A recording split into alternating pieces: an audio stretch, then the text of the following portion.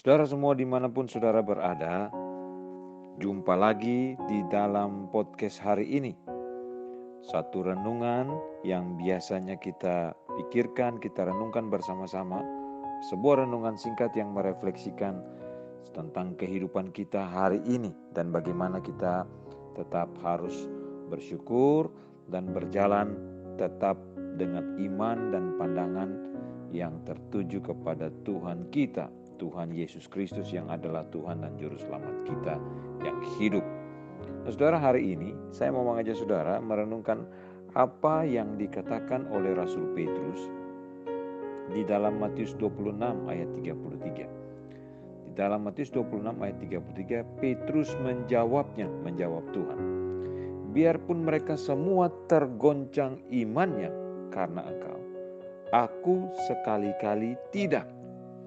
Nah, saudaraku, pernahkah kita terjebak atau kita berada dalam situasi di mana kita berkata, aku sekali-kali akan tidak, aku sekali-kali tidak. Aku tidak mau melakukan itu. Aku tidak mau melakukan ini. Aku tidak pernah akan pergi ke sana. Atau aku tidak mau melakukan sesuatu yang ada di dalam pikiranku, itu tidak mau aku lakukan. Atau saudaraku, kita ada di dalam titik di mana dengan sombongnya kita berkata bahwa aku tidak mungkin melakukan itu. Aku tidak akan melakukan itu. Nah, saudaraku, apa yang dikatakan oleh Petrus di dalam kisah atau ayat yang tadi kita baca, bisalah mengingatkan kita bahwa rencana Allah bisa sangat berbeda dengan rencana kita. Namun peristiwa apa yang Petrus lakukan itu justru bisa menjadi satu cermin bagi kita, di mana kita bisa melihat kesombongan dan kelemahan kita di dalam menghadapi satu situasi, satu cobaan, satu godaan yang terjadi di depan mata kita atau yang terjadi dalam kehidupan kita. Ketika Tuhan Yesus mengajar murid-muridnya tentang pelayanan yang sejati dengan cara dia membasuh kaki mereka, Petrus berkata kepadanya, kepada Tuhan, Engkau tidak akan membasuh kakiku sampai selama-lamanya.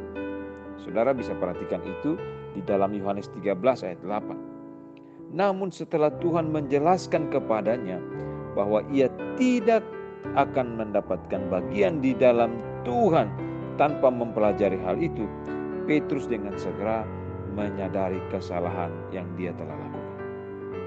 Beberapa saat kemudian sesudah peristiwa pernyataan Petrus itu, Petrus kembali jatuh karena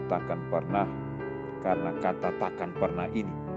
Biarpun semua terguncang karena imannya, terguncang imannya karena Engkau, terguncang imannya karena Engkau. Perhatikan saudara kalian ini, aku sekali-kali tidak.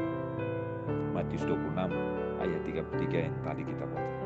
Kata sekali-kali tidak dengan segera berubah menjadi air mata kesedihan dan penyesalan yang mendalam di dalam kehidupan Petrus. Saudara bisa baca lanjutan konteks itu di dalam ayat yang ke-69 sampai 75 dari Matius 26. Saudaraku, mari kita memperhatikan hal ini.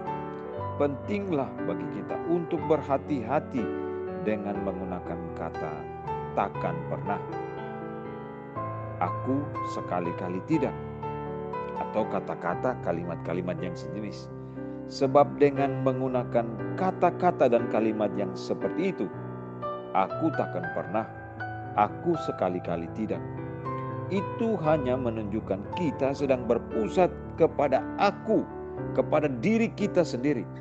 Sementara saudaraku, yang Allah harapkan dalam hidup kita, yang Tuhan inginkan dalam hidup kita adalah kita berpusat kepada Tuhan, berfokuskan pandangan dan hidup kita kepada Tuhan, mengandalkan Tuhan, mencari Tuhan dan menemukan arah dan jalan yang Tuhan tuntun di mana kita harus berjalan.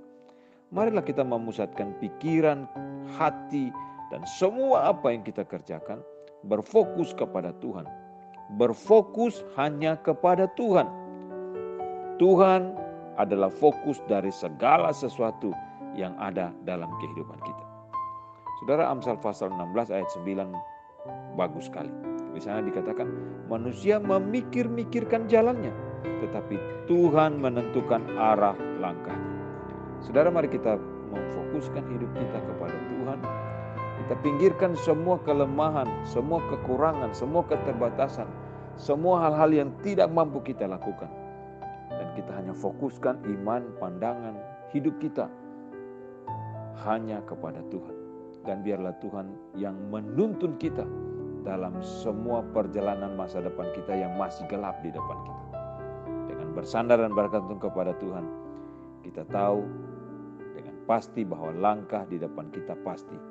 Karena Tuhan, Gembala yang baik itu yang menuntun kita. Terpujilah Tuhan dari kekal sampai kekal.